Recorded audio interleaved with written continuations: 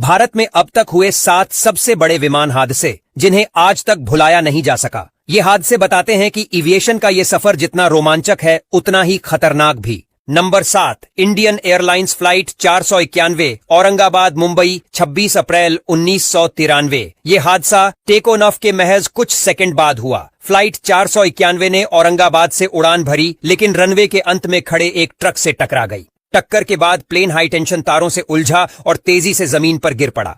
इस हादसे में 55 लोगों की जान गई और 63 लोग गंभीर रूप से घायल हो गए।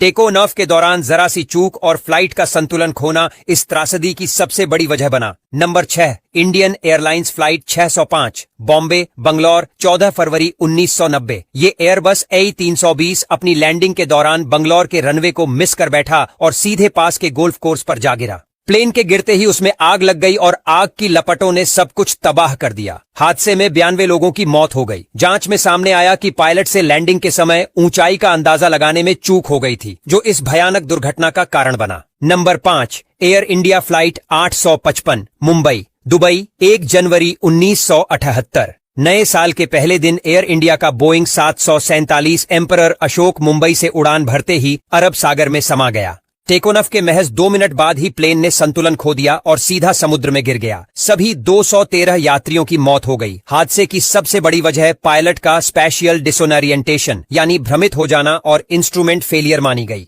Number 4, Charkhi Dadri mid air collision 12 नवंबर 1996।